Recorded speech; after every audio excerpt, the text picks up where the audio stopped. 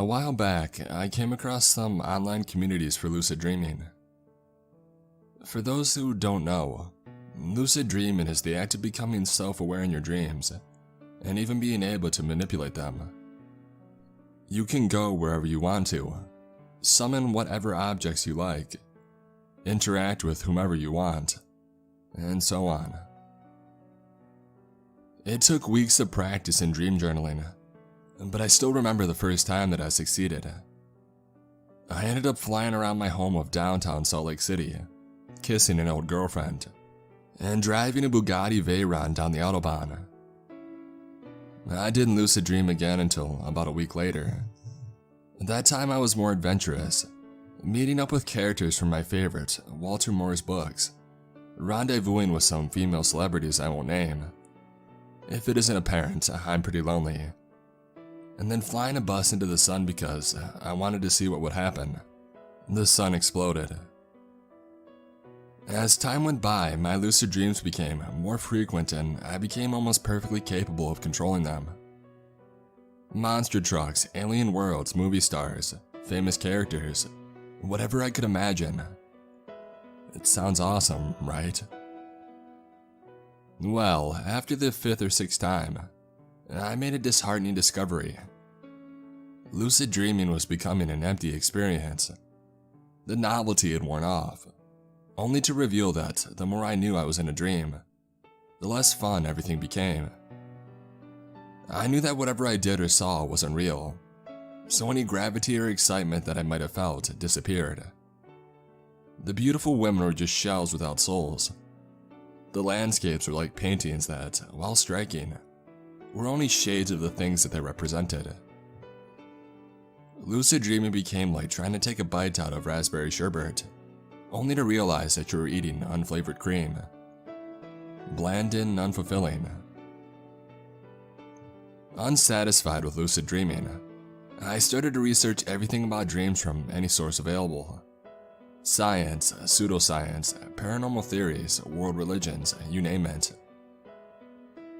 One evening, as I was reading something from Dr. Stephen LeBerg, I was struck by a thought. What if lucid dreaming wasn't the limit to dreams? Maybe I could go deeper. But to what though? I could only guess. Nobody online seemed to have any answers to that. Since I couldn't think of anything else to do, I started meditating every day. Ironically, my dreams became more uncontrollable. I retained my awareness, but I would will certain things to happen and they wouldn't. Or things and creatures I hadn't thought of would appear, and when I tried to will them away, they wouldn't leave. But still, I kept going. One night, as I dreamt of walking the crowded streets of Chicago, I had an idea. Perhaps I could meditate in my dream. I had only ever done it awake.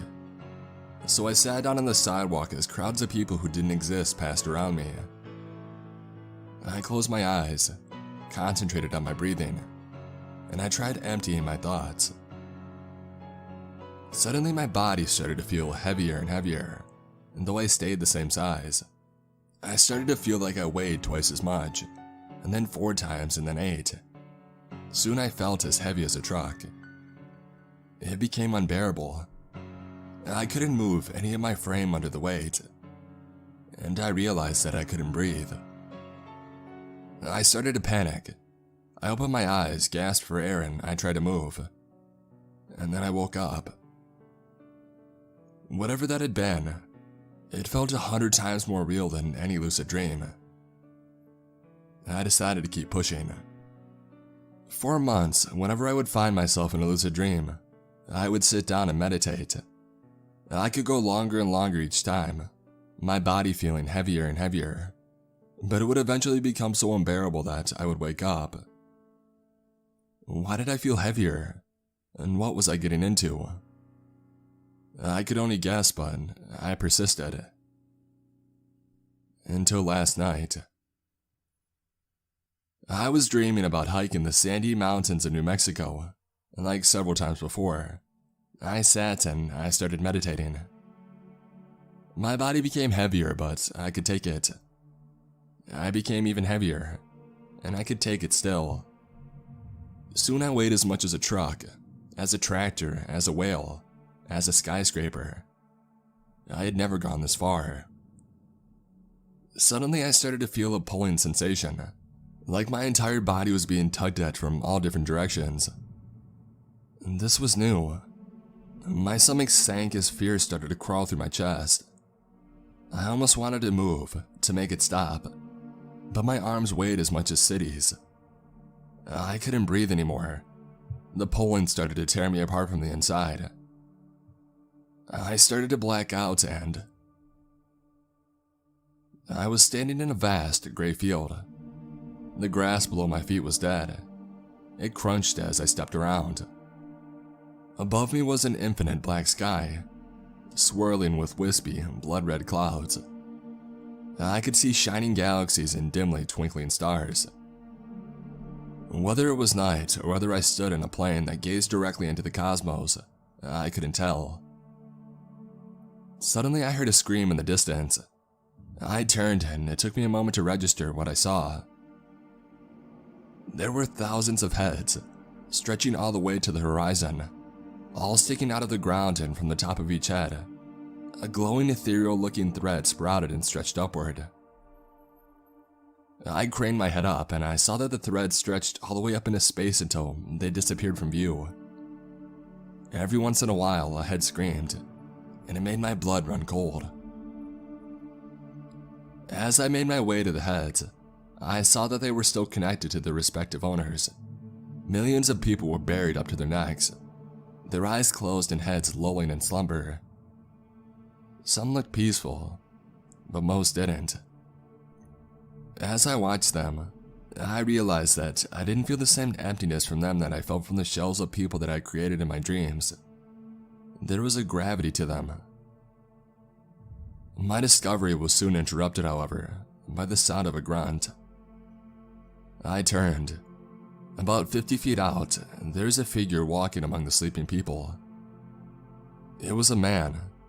As I got closer, I saw that he wore an old-fashioned suit, and he was holding a pair of giant scissors, like the kind used for cutting ribbons at store openings. He shuffled among the forest of heads, apparently considering each one carefully. For a horrible moment, I thought he was going to start cutting off heads, but I soon saw that he was actually inspecting the threads above them. I watched as he approached an older woman. Her face was perturbed. The man reached out his scissors, and with a snip, he severed the thread above her head. The severed thread faded away, and after a moment, the woman's face relaxed. As I watched, the thread slowly returned, though it seemed weaker, more faded than before. The man stood there for a moment, considering his work, and then he turned to look at me. "You shouldn't be here," said the man. I would describe what his face looked like, only I can't. And the best I can say is this. It was like his face wouldn't stop moving, shifting, changing. First, he had 2 brown eyes, and then he had 4 eyes that each looked like seashells. One moment his nose was in charge and in the center of his face, and the next it was small and shifted to his lower right cheek and looked vaguely like a train. It was like watching a motion-blurred Picasso painting that couldn't decide what it wanted to be. "What's the matter, boy? You a mute?"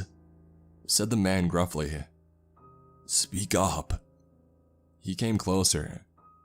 At first, I thought he was going to try and shove me into the ground with the rest of the people, but he merely kept inspecting the sleepers. A few yards from us, an old man screamed. Why I had to gather my thoughts. Why does your face, My face is fine," the man huffed. "It's not my fault if your mind can't make sense of it." I was a bit taken aback by the man's rudeness, but I asked him for his name. "Morpheus, the Sandman, the Dreamcatcher, you pick." He shrugged. What are you doing?" I asked. I'm saving us all, he replied. Saving us? Yup. Saving us from what? Them, he said, and he pointed up into the dark sky. I gazed above me. All I saw were red clouds in front of the endless black abyss of space. The man continued his walk, checking out threads. Rather than being left behind in this alien place, I followed him. From somewhere in the distance came the scream of a woman. I don't see anybody up there, I said as I caught up. And they don't see you, he said. Let's keep it that way. Really? I asked. Why? I know a lot of people say you don't want to know, he said as he continued walking. But believe me, you don't want to know. Humor me, I insisted. He sighed. I'll spare you the details. I've seen what they've done to other life forms, and it's not pretty. Suffice to say, they don't like the idea of us sharing the same space that they do. What, like we're trespassers on their property? I asked. The man began eyeing a particularly thick thread above a young woman's head. Like we're ants in their kitchen, he said. He readied the scissors, and then with a swift motion, he closed the scissors around the young woman's thread. The thread, however, resisted. He gave it another try, but the thread remained uncut. Maybe you need new scissors, I offered. Scissors? Is that what your brain is interpreting? Not too far off, metaphorically.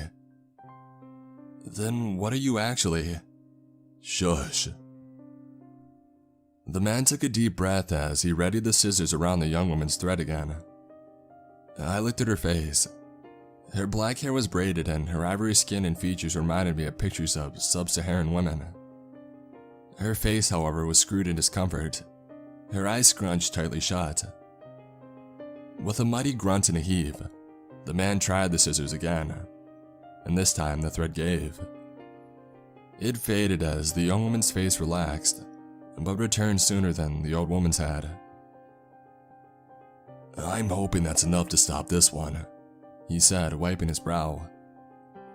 But a stubborn enough mind can overcome any barriers the brain puts up against it for its own good. You've been a headache and a half the last while, let me tell ya. I bet you anything this young lady is the next one to come bother me. Are you erasing people's dreams? I asked. Smart lad, he said. Most people erase their own dreams, the ones that need erasing, but I'm helping these stubborn ones along. And your erasing dreams is saving us all, I said. You got it. I thought he might add to that, but he returned to wandering through the field of heads. I kept following him. And how exactly does this work? Well, since you asked, he said, squatting to inspect a man's head. Most dreams and nightmares are the leftovers of your brain working while you sleep. But not all dreams. Some, he pointed to the sky. Reach out to them, getting horrible glimpses of what's out there. Oh, you can't comprehend what you're seeing and feeling, of course. Like a termite doesn't understand a volcanic eruption, but you know that it's bad. Your brain can't handle it, so it erases your memory of the dream when you wake up, and you're able to continue with your day instead of crawling into a corner and going insane. I didn't know what to say. All I could do was stand there. Let me tell you, he continued, you've done your fair share of hollering. I don't remember having any sorts of dreams like what you mentioned, I said. Exactly. Evidently satisfied, the man left the thread above the man's head alone. The problem is, and he wiped his brow, if too many of those outreaching dreams go unchecked, especially the dreams of persistent fools like yourself. It could alert them, and we don't want that. You've got to tell me, I persisted. Who are they? Suddenly there was a rumbling from the sky. The man and I looked up. In the infinite sky, one of what I had assumed were galaxies began to mutate. It began to turn different colors as cosmic tendrils started to emerge from it, stretching out heaven knows how many hundreds of light years. The rumblings were soon replaced with a roar, an eldritch cry, defying the vacuum of space like from the pits of 1,000 dying stars. All the people on the ground began screaming, but still, the cosmic tendrils grew longer in the sky. I could hear screams for miles and miles, from thousands of people, all with their eyes tightly closed. My word, the screams. If you've never heard a crowd of people screaming, I can promise you that there's nothing like it. It will never leave you. I thought about them too much. I shouldn't have thought so much, the man muttered to himself, and for the first time, I detected a hint of fear in his voice. Kid, start thinking about something else. Movies or women or whatever. I sure tried. The man began to take measured breaths, and we stood there for a few minutes, but soon the roaring died off. The screams of the people on the ground became lesser and lesser, and soon the galaxy resorted back to its previous appearance. The man breathed a sigh of relief. That was a bad one, said the man. Plenty of people will not be remembering their dreams tonight.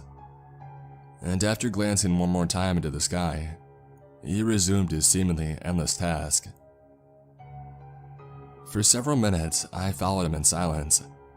I considered everything that I had seen and I mulled it over. And finally, after much deliberation, I told him, I want to learn everything. Even if I couldn't distinguish his features, I knew that he was looking at me like I was an idiot. After that, you still want to know more, he said incredulously. I'm not going to tell you anymore because I promise you, you'll be happier not having the knowledge. Why not? I insisted. How do you think I got stuck here, wise guy? He breathed scathingly between his teeth. If you want to be trapped here for eternity, fine. I'll tell you everything. Only you don't seem great company. So is that what you want? To be trapped here until the universe falls in on itself or until we're all devoured? I allowed that it wasn't. Well, I continued, is there anything more that you could safely tell me? If it'll get you to shut up. He sighed wearily. I've got something that I could show you. I don't know if you'll remember it when you wake up. That's a decision you'll have to make for yourself in a bit. You're probably too far in for your subconscious to do that for you. I'll remember it, I assured him. I've already made that decision. The man chuckled. Don't make promises you're not sure that you can keep. The man puts down his scissors, and he brought his hands up next to his ears, and slowly, he began to peel away his face. I woke up in a cold sweat, and my sheets were soaked in what I hoped was just my own perspiration. I looked at my phone. It was 4 in the morning. For hours I laid there, but there was no way I could go back to sleep the way my mind was racing. So I pulled up my laptop and I wrote this. I've racked my brain. I've meditated. I've done everything that I can think of. But no matter what, I just can't remember what I saw when the man peeled away his face.